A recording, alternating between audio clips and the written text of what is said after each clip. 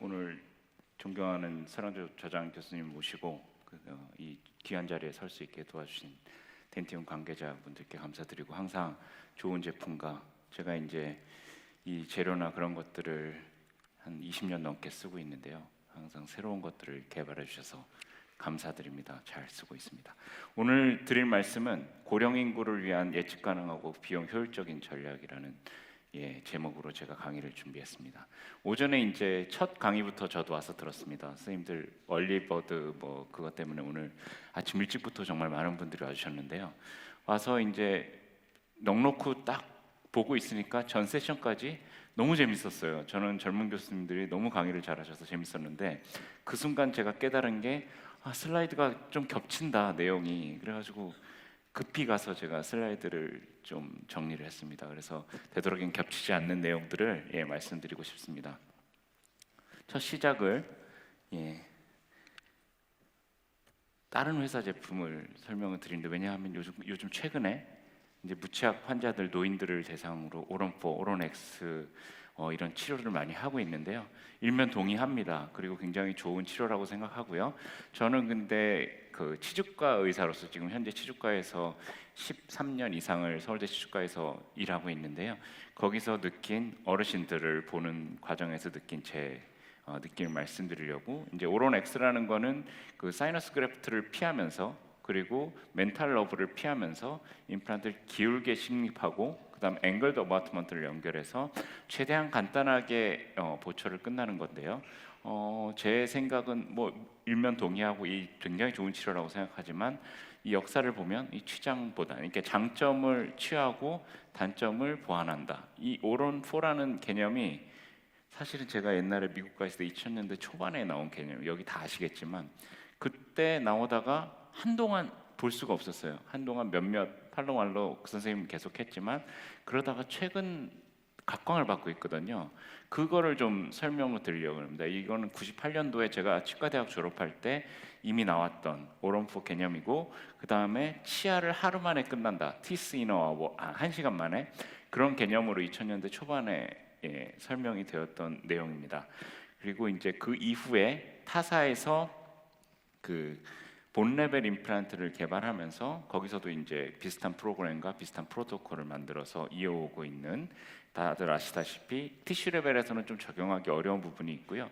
본 레벨 임플란트 앵글 어바트먼트로 적용을 했습니다. 이게 제가 옛날에 되게 재밌다고 생각했던 건데, 그때는 그게 아니었고, 어떻게 모델들은 이렇게 똑같이 생겼을까, 저 다른 사람인데. 근데 그게 중요한 게 아니라 90년대 유행했던 패션이 2019년도에 다시 유행하는 이런 개념인데, 사실 오론포는 그거랑은 살짝 다릅니다. 이게 다시 한번 지금 유행을 하고 있지만, 요거는 개념은 조금 다른데, 그 이유가 있습니다. 에비던스가 없었던 것들이 에비던스가 생긴 겁니다. 제가 10년 전만 해도 숏 임플란트, 내로 임플란트를 식립한다는 게, 제가 학생들을 가르치면서도 안 돼, 오그멘테이션하고 스테이지드 어프로치해서 더 만들고 임플란트 긴 거 심어, 적어도 10mm, 12mm 심어야지, 9칩엔 5.0 다이아미터가 들어가야지, 그런 여러 가지 논란 속에서 그럼에도 불구하고 숏 임플란트, 내로 임플란트가 심겨져 왔는데, 그런 것들이 롱텀한 데이터가 쌓인 거예요.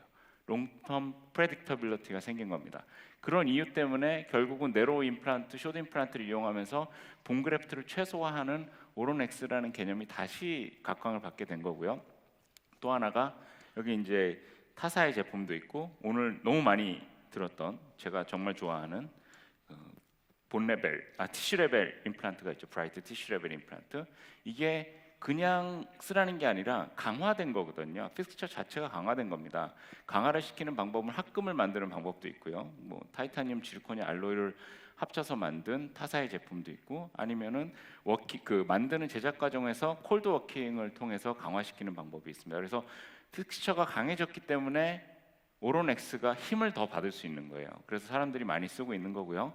앵글드 임플란트랑 앵글드 어바트먼트가 이게 되겠어? 사람들이 이거 장기간 쓰다 보면은 임플란트 마지널 본 쪽에 스트레스 받고 본노스가 생기잖아, 그렇게 우려했던 부분들이 길지는 않아요. 그리고 최근 이제 3에서 5년 정도에 썼더니 문제가 없더라는 데이터들이 나오고 있는 바, 이런 오론엑스가 다시 한번 각광을 받고 있는 거고요.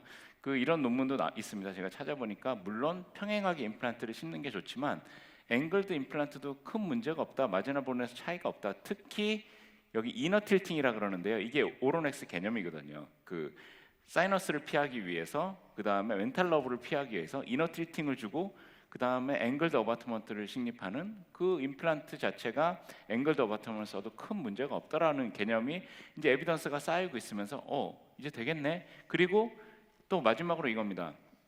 가이드 서저리 자체가 에러가 되게 많았어요. 에러가 되게 많았는데 그 에러 자체가 뭐 만드는 과정에서 그때는 래피드 프로토타이핑이라는 과정으로 만들었고요. 그 다음에 데이터를 모으고 일단 CT가 질이 안 좋았어요. CT가 질이 안 좋았고 그리고 그 인트라오럴 스캐너도 없었고 그런 과정에서 만들다 보니까 여러 포인트에서 에러가 생겼는데 그런 에러를 줄일 수 있는 디지털 기술들이 발전된 거죠. 그래서 그냥 오론엑스라는 게 20년 전에 유행했다가 다시 유행하는 게 아니라 이런 백업할 수 있는 데이터와 기술들이 정립되면서 새로 생겼기 때문에 우리도 이제 쉽게 이거를 적용할 수 있다. 어르신들에게 요거는 이제 뭐 짧게 넘어가려고 그러는데 이게 노벨 가이드 히스토리가 98년도부터 시작돼서 쭉 되었다는 얘기고요. 뜬금없이 제 사진을 저는 이제 이거 내 사진인데 젊지 않았냐 이제 친구들한테 물어보면 야 너는 지금이나 이런 식의 얘기를 하더라고요. 젊었다고 나는 생각을 했는데 20년 전에 미국 가서 그때 처음으로 이 스캐너가 있었어요. 그 굉장히 원시적인 스캐너인데 그때 개발된 프로세라 스캐너는 피콜로라고 이게 볼 스캐너예요. 다이를 이렇게 올려놓고 그 다이를 삥삥 돌리면 그 위에 이제 볼이 연결돼서 그 볼이 그 모든 서피스를 이렇게 긁으면서 스캐닝하는 굉장히 원시적인 스캐너. 이게 2004년도에 있었거든요. 그리고 포르테는 그 당시에도 레이저를 이용하는 스캐너였습니다. 그래서 이런 것들이 이제 주로 이제 싱글 투스 레스토레이션에서 그다음 멀티프레임 포르테가 쓰였는데 그 당시만 해도 얼마나 원시적이었냐면 제가 미국에 좀 작은 도시에 있긴 했어도 저희 병원에는 일단 CT가 없었고요. CT를 찍으려면 방사선과가 있는 동네에 이제 로컬에 개업한 거기를 가서 막 CBCT가 각광을 받기 시작하던 시점이었습니다. 그래서 정말로 디지털이 열악하고 그런 기술들이 열악함에도 불구하고 어떤 거냐면요. 이런 코핑이나 어바트먼트를 만드는 과정이 사실은 그냥 카피하는 거예요. 카피. 왁스로 다 만들어 놓고 그거를 카피하는 겁니다. 그 커스텀 어바트먼트도 요걸 보시면 왁스업을 다 해놓고 요걸 똑같이 그냥 카피하는 정도의 수준에 머물렀습니다. 그러던 것들이 요새는 뭐 엄청나죠. 그때도 똑같이 했어요. 하이브리드 디자인의 보철물을 프레임을 이렇게 만들었는데요. 스캐너를 어떤 걸 스캐너하면 왁스업으로 패턴 레진으로 이걸 다 만들어 놓고 그거를 복제하는 거예요. 빛이 반사 안 되게 그 페인트를 칠하고 그 위쪽에 코팅을 하고 그 다음에 스캐닝을 해서 똑같이 만들고 그 다음에 마지막에 원시적으로 이것도 지르코니아 요즘에는 블럭을 밀링해서 붙이지만 그때 아크릴 레진을 이용해서 하긴 다 했습니다. 힘들고 고돼서 그렇죠. 이 작업을 하는데 거의 뭐 집에도 못 가고 했는데 요즘은 그냥 되죠. 그냥 됩니다. 디지털 스캐닝하고 인트라오럴 스캐닝하고 그냥 밀링하고 디자인하고 이게 다 되기 때문에 엄청나게 좋은 시대가 됐다. 근데 저는 말씀드리고 싶은 게 오론엑스가 하악에는 동의합니다. 하악에 4개 정도 임플란트를 심어가지고 하는 거 동의하고요. 근데 상악에는 4개 정도 식립했을 때는 좀 부족하지 않겠느냐. 물론 쇼텀 데이터에서는 문제가 없지만 아까 말씀드린 그런 여러 가지 상황들을 생각하면 이게 하악에서는 4개에서 6개 정도 심었을 때 하이브리드 보철물을 할 수 있다라고 옛날부터 얘기하고 있습니다. 그래서 저는 문제가 없을 것 같고요. 그래서 이런 그 여러 가지 하악 옵션이 있죠. 사실 오버덴처나 밀드바 오버덴처나 하이브리드랑 거의 비슷하다고 보시면 됩니다. 대부분 멘탈 포라멘 가운데 사이에다가 임플란트를 심고 칸틸레버 형태로 이제 보철물을 연결하거나 그 뒤쪽으로 연장된 오버덴처를 만드는 그런 보철물 디자인인데 저는 여기에는 동의합니다. 이건 전혀 문제가 없고요. 단지 굳이 이렇게 심어야 되나? 그러니까 뒤쪽 이게 왜 이렇게 앵글드 임플란트를 심냐면요. 칸틸레버 길이를 줄이려고 그러는 거예요. 보통 이제 AP 스프레드라 그러잖아요.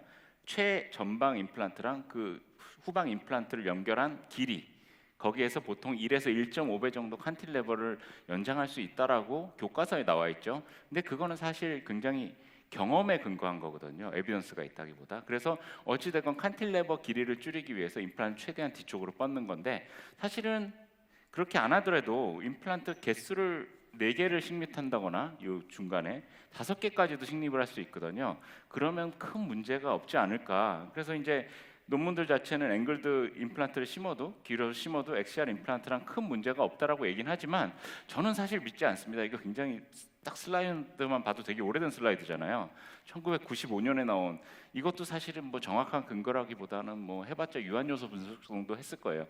했을 때 각도가 10도가 틀어지면서 그 토크, 보철 임플란트에 가해지는 토크 자체가 5%가 증가하기 때문에 장기적으로는 기계적인 미케니컬 프로블럼이 생길 수 있다라고 주장하는 그런 내용이고요. 마찬가지로 마지날 본노스 쪽에서도, 그러니까 자연 치아랑은 달리 마지날 본의 임플란트 스트레스가 집중되기 때문에 임플란트는 평행하게 심어야 된다라고 주장을 했습니다. 아까 약간 기울여서 심어도 문제가 없다라고 최근에 나오고 있지만 그럼에도 불구하고 심을 수 있으면 평행하게 심는 게 문제가 없다 생각하기 때문에 학 전치는 저는 오로넥스보다 그냥 이런 개념으로, 그러니까 여기다가 임플란트를 좀 4개 5개 해서 숫자를 보강해줘서 하이브리드 보철물을 만드는 거를 추천하고 있고, 이게 제가 거기 수련 받으면서 했던 케이스인데, 이런 식으로 멘탈 포라멘 사이에다가 임플란트 심고 그럼 굳이 기울여서 임플란트를 식립하지 않아도 되는 이런 상황이 되거든요. 물론 아까 보여드린 그런 케이스지만, 근데 이제 재료 자체는 이제 최근에 아크릴 레진이 이제 여러 가지 문제가 있을 수 있기 때문에 지르코니아 블럭을 사용하시는 게 훨씬 좋은 것 같고요. 뭐 찾아보시면 많이 알겠지만 이게 지르코니아 블럭을 하고 스테이닝하고 쉐이딩 한 다음에 합착하는 거죠. 하이브리드 안쪽에 있는 프레임워크하고 이런 기술도 있고, 아예 그냥 그 링크를 연결해서 이게 풀 지르코니아로 이렇게 밀링을 한 다음에 안쪽에 이제 임플란트랑 접촉하는 부위는 타이타늄 링크가 있으면 좋으니까 메탈 링크, 타이타늄 링크, 그거를 이제 접착해서 임플란트랑 연결하는, 요게 이제 이런 작은 것들인데, 이런 링크를 연결해서 하는, 그러니까 예전에 하던 그런 약간 아크릴 레진을 사용하는 방법은 요즘은 사람들이 많이 안 한다고 저는 생각을 합니다. 그래서 이런 기술들이 굉장히 발전됐고, 심지어는 그 링크도 없이 그냥 이런 식으로 한 번에 그 지르코니아 블럭에다 연결하는 보철물 디자인도, 타이베이스를 없이 보철물을 하는 디자인이 나왔기 때문에 저는 오로넥스 하악 동의합니다. 근데 단 굳이 임플란트를 각도를 줘가지고 심을 필요는 저는 없다라고 생각을 하는 편이고요. 이제 상악이 문제예요. 상악은 예전에서부터 오버덴처 하이브리드 할 때 이상하죠. 상악은 접촉 면적이 넓고 실링이 중요하기 때문에 임플란트에서 전체 서포트를 받으려면 임플란트 개수가 많아야 됩니다. 근데 아까 어땠죠? 상악 임플란트를 할 때 4개만 임플란트 심었잖아요. 저는 그게 장기적으로 봤을 땐 조금 문제가 생길 수 있다라고 생각을 합니다. 그래서 이 문헌에서 추천되는 것도 물론 되게 오래된 문헌입니다. 죄송합니다. 제가 오래전에 수련을 받아서 6개, 8개 정도 임플란트가 들어가야 안정적으로 오버덴처랑 하이브리드 보철물을 쓸 수 있다라고 그때 배웠습니다. 그래서 이렇게 하는데, 심지어 이 사진 이제 그 인터넷에서 찾은 건데요. 사이너스 안으로 들어갔죠. 이거는 또 사이너스를 피한다 그랬는데 사이너스 안으로 들어가, 이게 기울여서 심다 보니까 이렇게 되는 경우도 있고, 굳이 이렇게 해야 되나? 왜? 사이너스가 쉬워졌잖아요. 너무나 저도 이 제품을 쓰고 있고, 덴티움에서 나온 그 크리스탈 어프로치 하는 드릴을, 컴팩션 드릴을 쓰고 있는데, 그 외에도 타 회사에도 정말 많은 사이너스 키트들이 나와 있어서, 옛날에 사이너스는 그 칼드웰로 그 서저리는 이비인후과에서 전신 마취하고 막 했었잖아요. 그런 것들을 우리 레터럴 어프로치 치과에서는 막 하다가 최근에는 크리스탈 어프로치 키트가 나오니까 이것도 너무 쉽게 할 수 있단 말이에요. 그렇다면 굳이 얼마나 무치약 환자를 로딩을 좀 빠르게 하겠다고 앵글드 임플란트를 심어야 되겠느냐? 심지어 지르코니아 임플란트는 말도 안 되죠. 그거 나중에 문제 생기면 그걸 어떻게 제거합니까? 그것보다는 상악동을 수술을 조금 쉽게 하고, 요 뭐 1, 2mm 쉽게 올릴 수 있을 뿐만 아니라 그 이상도 이렇게 올릴 수가 있거든요. 사이너스 키트를 잘 이용하면. 그런 상황에서 굳이 우리가 그 4개만 심어야 될 이유는 없습니다. 그래서 상악은 오로넥스 저는 동의하지만, 사이너스도 약간 올라갔고요. 이런 사이너스 수술, 간단한 수술과 동반하면 6개, 8개는 아니고 6개 정도가 저는 적절하다고 생각을 합니다. 개수를, 이게 굉장히 이게 히스토리가 많은 환자인데, 아무튼 차치하고 이런 하이브리드 만들 때 임플란트 개수를 좀 늘려야, 그리고 상악동 수술이 쉬우니까 이게 더 안정적으로 오래 쓸 수 있지 않을까가 제가 드리고 싶은 말씀입니다. 그래서 이거는 제가 이제 옛날에 보철과에서 일할 때 제 그 정의원 교수가 심었고 제가 이제 보철을 했던 케이스, 아직까지도 오세요. 제가 그때가 거의 20년 가까이 되는데, 제가 이제 학교를 중간에 서울대로 옮겼는데 저를 또 따라오셨어요. 그래가지고 제가 여지껏 보고 있는데, 하이브리드도 좋지만 오버덴처가 진짜 장점은 뭐냐면 페리임플란타이티스로부터 굉장히 자유로워요. 그러니까 자유롭다기보다 이완율이 떨어지는 것 같아요. 환자가 관리하기 훨씬 편한 상황인 것 같습니다. 근데 임플란트 개수만 충분하다면, 이게 덴처를 빼면 어디를 칫솔질해야 될지 명확히 보이거든요. 그래서 그런 면에서 메인터넌스 면에서는 굉장히 좋은 그런 치료 방법이 되고요. 그래서 저는 상악은 무조건 이거 하이브리드 할 때 임플란트 개수를, 이건 좀 많죠, 8개, 8개를 심었는데, 근데 이게 또 문제가 있어요. 이렇게 이제 하이브리드 보천물로 상악을 끝냈습니다. 근데 이 환자가 몇 천만 원을 들어, 저희 병원은 임플란트가 400만 원이 넘는데 하나에 몇 천만 원을 들어서 하셨는데 올 때마다 마스크를 쓰고 다니시는 거예요. 그래서 코로나도 끝났는데 왜 마스크를 이렇게 쓰고 다니세요? 여쭤보니까 이 주름, 이게 바로 립 서포트인데요. 그러니까 덴처를 오래 쓰신 분들은 이 립 서포트가 좋았다가 하이브리드로 바뀌면서 이게 주름이 엄청나게 깊어지는 거예요. 그래서 하이브리드를 하실 때 단점은, 덴처를 오래 안 쓰신 분들은 상관없는데 오래 쓰신 분들은 이런 단점이 있을 수 있습니다. 그래서 저는 저희 전에 강의했던 조용당 교수가 필러를 많이 하거든요. 그래서 필러의 신이라고 저는 부르고 있는데, 좀 이것 좀 필러 좀 해달라. 그래서 이제 이 환자를 웃을 수 있게, 마스크를 벗고 다닐 수 있게 그렇게 만들기 위해서 필러 강의는 아마 조용당 교수가 나중에 따로 할 기회가 있을 거예요. 모나리자 필러로 볼륨하고 두 종류를 이용해서 소프트하고 볼륨하고 사용해서 일단은 팔자주름 쪽에 여기를, 옛날에 성형외과에서 귀족 수술이라 그랬잖아요.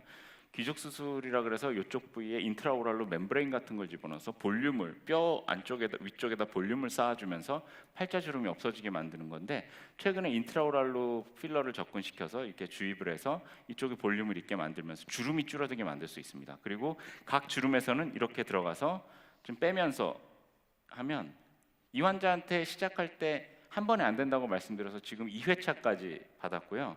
이게 막 완전 예쁜 젊은 사람들처럼 피부가 바뀌지는 않지만 이런 식으로 옅어지는 것을 확인할 수 있습니다. 그래서 오로넥스 좋은데 임플란트 개수, 그 다음에 식립 방향, 그리고 주름 생길 수 있는 거는 이런 식으로 필러를 해서 조금 보완하는 걸 미리 말씀드리는 게 좋을 것 같고요. 그게 사실은 부담스러우면 오로넥스지만 고정성이 좋지만 저는 여전히 상악에도 오버덴처를 사용해서 할 케이스들이 있다라고 생각합니다. 그리고 무엇보다 좀 전에 한승 원장님께서 발표하셨듯이 페리 임플란타이티스 측면에서 보면 오버덴처는 진짜 거기에선 자유롭거든요. 물론 덴처가 깨지거나 치아가 빠지거나 그런 일들이 좀 있지만, 그래서 여전히 저는 이 환자들 팔로우업하면서 잘 지내고 있습니다. 그래서 임플란트는 진짜 웰 에이징에 굉장히 중요한 역할이고요. 특히 노인 환자들이 보통은 병이 악화되는 거는 음식물 섭취를, 영양 섭취를 제대로 못할 때 이렇게 망가지시거든요. 그래서 그런 것들을 위해서 임플란트가 정말 중요하고요. 이 노인 인구가 2070년도엔 47%래요. 우리나라에서 이렇게 예측을 하고 있습니다. 반이 점점 이제 증가되는 추세고 반이 노인 환자가 될 거예요. 심지어 저는 서울대 치과에 있기 때문에 제 환자는 거의 60대 이상이 한 70%, 80%가 넘는 것 같습니다. 노인 환자들을 많이 보고 있는 상황에서 노인 환자들의 특성을 이해해야 되는데 전신 질환이 엄청 많죠. 그 다음에 복잡한 수식을 견딜 수가 없습니다. 아무리 플랜 B 어쩌고 그래도 그 타이타늄 메쉬 그런 거 못해요, 어르신들한테. 그 다음에 본 퀄리티나 퀀티티, 힐링 커패시티가 떨어집니다. 이런 것들을 요거는 생략해도 되지만 우리나라가 이게 CEO라는 미국 잡지에서 2023년도에 조사한 게 헬스케어의 서비스가 전 세계에서 우리나라가 2등입니다. 2등. 그건 이제 다들 아시다시피 전국민 의료보험, 그 다음에 임플란트 보험 이런 것 때문에 2등인데 1등이 대만인 이유는, 대만은 저희 의료 시스템을 카피를 했지만 중증 질환에 있어서 보험 커버리지 되는 게 훨씬 높대요, 저희보다. 그렇기 때문에 간발의 차이로 저희가 2등을 했는데, 아무튼 이렇게 좋은 헬스케어 시스템을 우리나라가 보유하고 있습니다. 이건 미국과 비교했을 때 말도 안 되게 정말 적은 비용으로 모든 환자들이 혜택을 받고 있다라는 데이터고요. 그래서 이제 제가 계산을 해보니까 임플란트 보험 2개 하는 것보다 틀니 2개 위쪽 아래쪽 보험 틀니 하는 게 더 비용이 비싸더라고요. 그래서 보면은, 그러면 사람들은 이거 환자만 좋고 치과 의사들은 지갑이 비는 거 아니야? 힘든 거 아니야? 그렇지만 예상키로는 아까 말씀드린 이 5년 사이에 5배 보험 임플란트를 받은 환자 수가 5배가 증가했거든요. 그리고 최근에 제가 알기로는 보험 임플란트 4개로 갈 가능성이 아주 높다라고 들었습니다. 그렇게 되면 물론 비용 자체는 레귤러 임플란트보다 못하지만 보험 임플란트 자체가 늘어난다면 저는 그렇게 치과 의사한테도 나쁜 일은 아니라고 생각을 합니다. 그래서 이런 상황에서 저희가 어떻게 비용 효율적으로 환자를 진료할 것인가를 제가 고민했는데, 이제부터는 숏 임플란트와 네로 임플란트가 나왔기 때문에 저희가 버티칼, 사이너스, 그다음 호리존탈 오그멘테이션을 너무너무 쉽게 할 수 있습니다. 오전에 다 강의에서 많이 들으셨던 내용이고요. 예전에 저도 이런 거 많이 했습니다. 그 스테이지드 어프로치 하면서 비흡수성 차폐막 넣고 9개월 기다렸다가 적어도 10mm, 12mm 임플란트 식립하고 그런 술식을 했었고요. 문제는 없었어요. 근데 환자가 엄청 고생하죠. 환자가 엄청 고생하십니다. 근데 아까 이런 그 버티컬 오그멘테이션 할 케이스를 발치 단계부터 콜라지네이티드 본과 간단하게 이 우리 콜라겐 매트릭스 X1D, 그다음 콜라겐 그래프트 X2D, 요건 X2D를 사용했습니다. X2D의 장점은 그 자체를 꼬맬 수 있거든요. 그래서 이 콜라겐 매트릭스가 그 자리에 유지하면서 훨씬 더 소프트 실링이 유리합니다. 그렇게 만든다면 버티컬 오그멘테이션 할 수 있는 가능성이 줄어들거든요. 이거 아까 조영단 박정철 원장님이 다 얘기를 하셨고요. 그래서 이런 저는 빅타임 게임 체인저라고 계속 얘기하고 다니는데요. X1D도 정말 좋았는데 X2D가 더 좋은 것 같아요. 제가 그 리치 프리저 오픈 멤브레인에 쓸 때는. 그래서 이렇게 아까 보여드렸던 그 내용은 이게 뭐냐면 그 두 개의 차이를 보면 이거 그 소켓 실링이라 그러거든요. 위쪽에 그 본그래프트를 놓고 발치와에 그다음 위에를 덮는 거를 입을 덮는 걸 소켓 실링이라 그러는데, 그냥 흡수성 차폐막을 쓰면 데이터를 보면 안쪽에 뼈는 퀄리티가 조금 더 좋대요.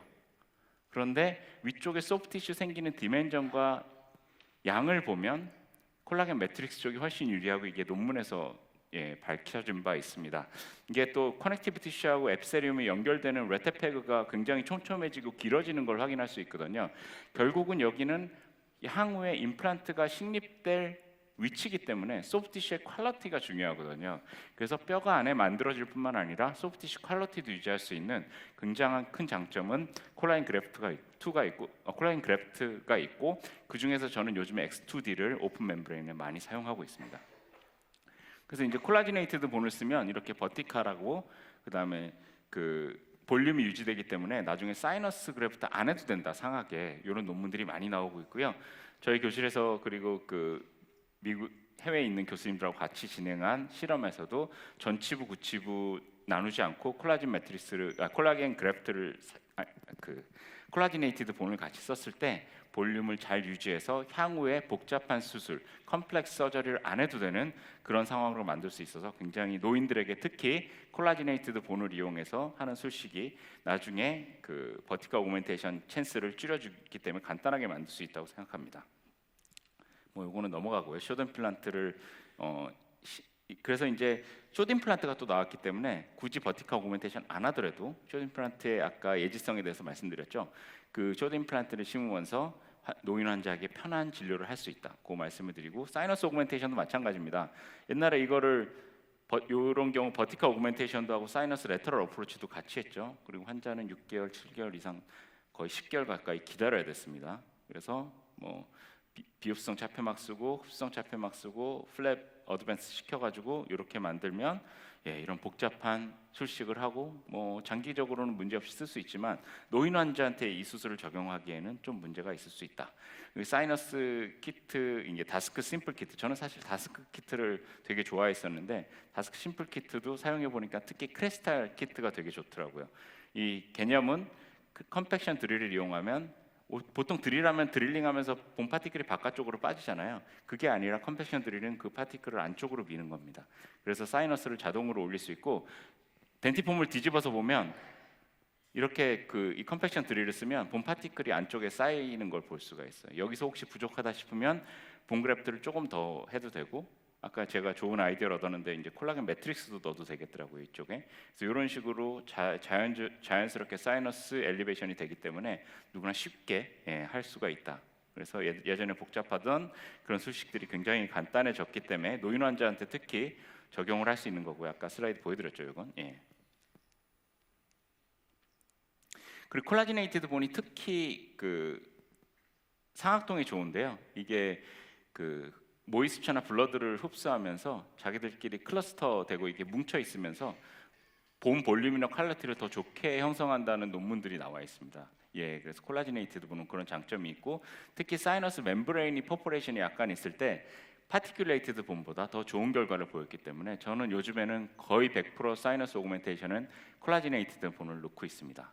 예, 그래서 이것도 씌워졌고 마지막 호리존탈 오그멘테이션도 옛날에 이렇게 스테이지드 어프로치 했죠. 10개월 기다렸다가 임플란트 심는 스테이지드 어프로치를 했는데요.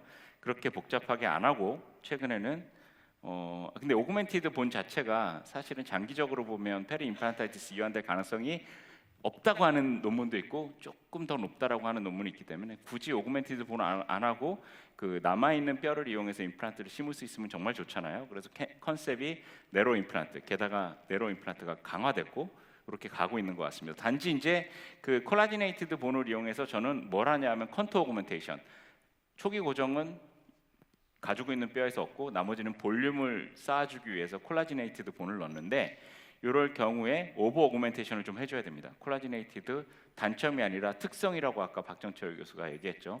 좀 흡수가 좀 많이 됩니다. 그렇기 때문에 좀 많이 집어넣으시는 게 컨투어 오그멘테이션 할 때 되게 도움이 되고요.